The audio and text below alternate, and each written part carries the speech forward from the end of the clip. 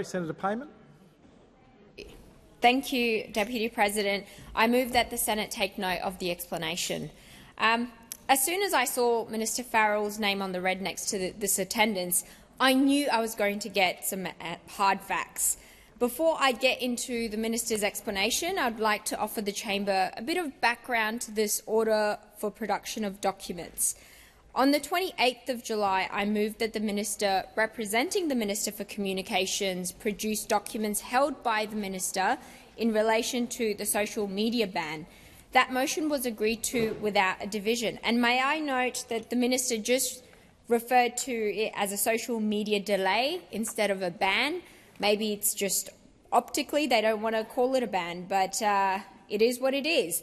The due date for the order came and went, and 12 days after the documents were due, the government coughed up what is now a very familiar sight to most of us in this place, a collection of documents massacred by black texter.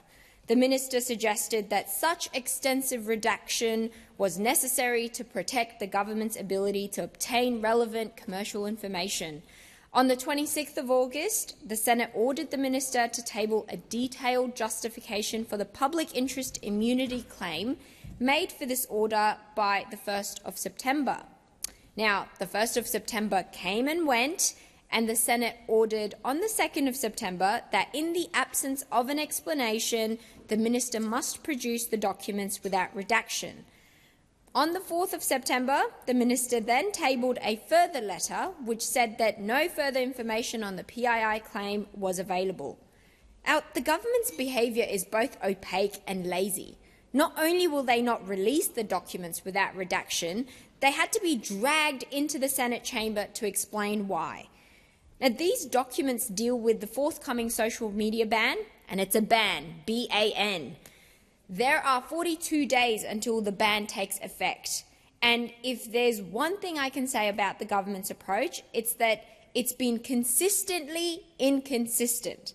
Since the ban was legislated, YouTube has been included, then excluded for a different reason, and then included again. Even the Prime Minister has admitted that, and I quote, "We don't argue that its implementation will be perfect." Now, this is not a policy to improve the mental health of young Australians out there. It is a policy designed to prey on the fears of parents and offer a perceived solution. Sometimes in this place, the politics comes first and the policy comes later. But in this case, I think the policy never arrived. At estimates earlier this month, the E-Safety Commissioner gave evidence that she wasn't aware of a single piece of legislation in the communications portfolio that was rushed through Parliament as fast as this ban, nor any other piece of legislation in any portfolio that was subject to such a short inquiry with just 24-hour opening for submissions. Now, to some, this issue may seem abstract, like, who cares about how long an inquiry was? Let's have a look at a concrete example of the future under the ban. A few weeks ago, Discord, a very popular online communication service, was hacked.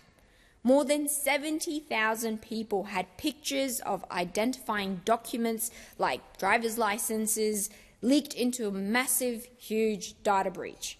Now, if you think that breaches like that aren't going to become commonplace in Australia, I hope you like waiting in line to get your license replaced. This policy will push young people to more harmful platforms, it will harm privacy, it will lead to more data breaches, and it just won't work. I'll be taking further action in this area on Monday, and I'll continue to hold this government to account on this issue in the lead up to December 10th and beyond. Thank you.